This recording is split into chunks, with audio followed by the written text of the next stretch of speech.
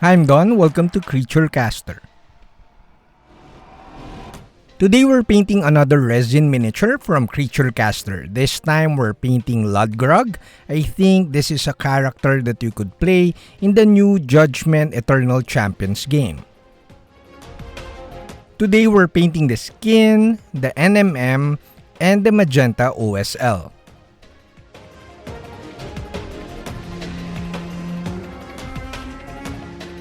We start with the skin painting.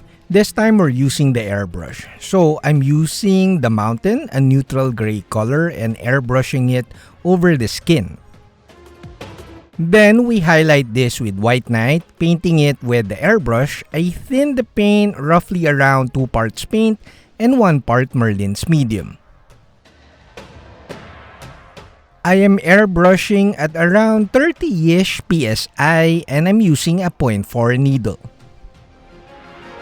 Now we paint with the high mid-tone, which is guac green. This is a yellow greenish color and it's perfect to maximize our zenithal or our white underpainting. Because of our white underpainting, we are able to achieve a very vibrant skin finish, or at least with the guac green. And now we move on to adding shade with trilobite green. This color is airbrushed around the undersides of the model and around the side areas. This is basically our midtone. Now we add more shades and highlights via brush painting. The deep here was painted via fat glazes, meaning thicker glazes, and I painted it along the crevices and undersides of the skin. I used this color to define the muscles a bit more.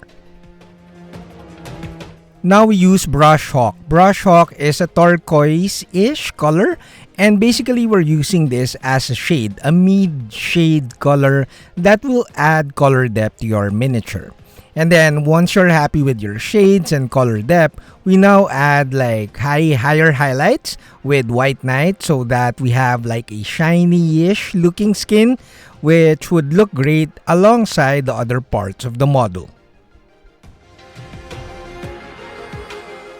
Now we paint the rest of the model. We start with Kevin. I'm painting this brown color along the base of this mini, and this will give us a good underpainting on whatever color we want to paint on top of this. Now we paint the iron parts. We start with ethereal gray. This is a dark, warm gray color that is perfect to paint over black paint. We use this dark gray color to sketch where we think the highlights would fall, and also we're creating some sort of subtle scratches with this color. This will be the base for our iron painting, and next we're using the mountain.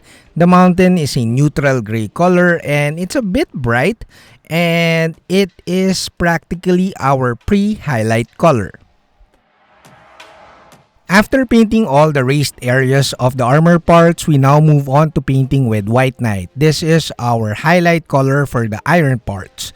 You could actually mix white knight with the mountain so that you don't have a very stark highlight for the iron parts.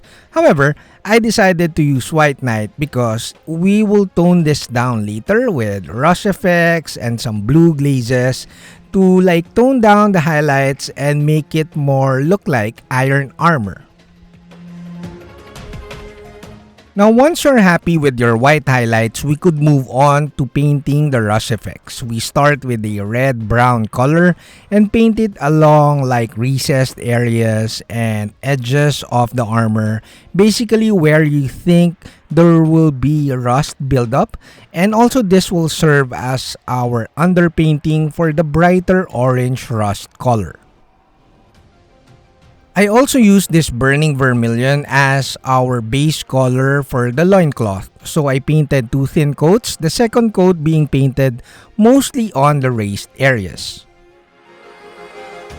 Now we're painting bright orange for our fresh rust effects. So we're painting this in very minimal areas, some crevices, just to exaggerate and really show the rust effects on the iron armor parts.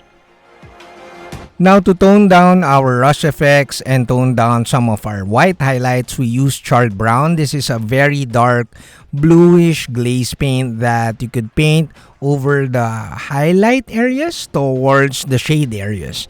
This is perfect so that we kind of tone down our rust effect so that it won't be too vibrant. Now we use Comrade Red. This is the most vibrant, I think, and at the very least most opaque red color from Cuttlefish Colors. Now to give a very nice color contrast with the very bright green skin, we use Badlands Brown, which is a reddish brown color, and we paint it on the base. Now we move on to painting the copper or bronze parts of the armor of this model. We start with Kevin and eventually some lighter browns to define the highlight areas of the copper parts. And once we're happy with the definition of the midtones of the copper parts, we can then eventually move on to the highlights. When painting non-metallic metal, your focus is painting the highlights and the shade areas. The midtones are just there to kinda like show the base color or the midtone of the iron parts or the metallic parts, but then again your focus is painting towards the highlights. Now we paint with liquid yam. It's a nice, very bright, fleshy, kinda yellow color that looks good on bronze or copper parts. We are basically using liquid yam as our pre-highlight color, and once you're happy with your pre-highlight, we paint the highlights with tinted snow. Now, the only focus with painting the tinted snow is to make sure that your non-metallic metal looks very sharp and crisp by painting very fine highlights and scratches with this color. Now we paint the patina effects or verdigris effects of these armor parts.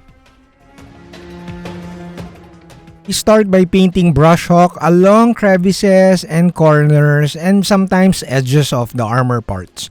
And then once you're happy with the brush hawk, we highlight this a bit with Elven Gray, which is a light pale blue color, which is perfect for the verdigris effect.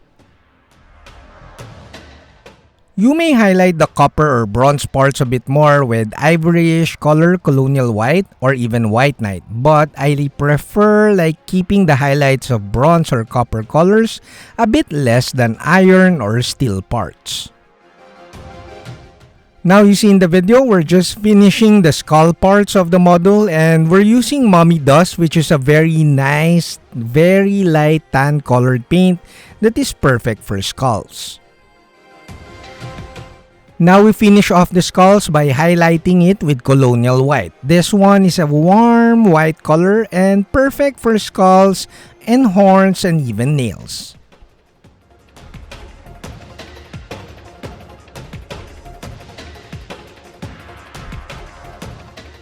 Now we finish off the model by painting the OSL magenta effects. You may paint like a white underpainting like you see here before you paint the fluorescent paint on top, or you may actually use, instead of using fluorescent paint, you could paint a basic magenta color before you paint like the fluorescent paint.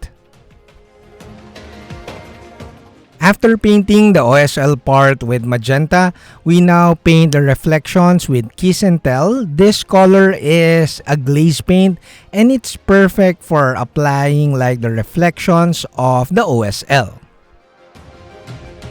Now it's just a matter of refining the reflections from the OSL. You kinda paint it with highlights and then you could glaze it down with Kiss and Tell and basically could flip-flop between painting highlights and glazing down.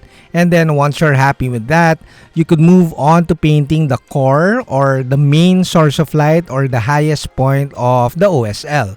We're using White Knight and we're painting like the recess areas of the hammer and the backpack of the model. So now we have like a very nice glowing effect that kind of complements, well, not really complements, that gives a very nice contrast to our green skin. Now it's time for our reveal. I had so much fun painting this miniature. This is a resin miniature, so the details are awesome. It's a matter of just painting the raised areas and doing a bit of washes and shades and of course highlights to really bring out all of those details. The painting of the non-metallic metal armor parts was the most fun part of the painting of this miniature. And I had so much fun painting the rust effects and the verdigris effects.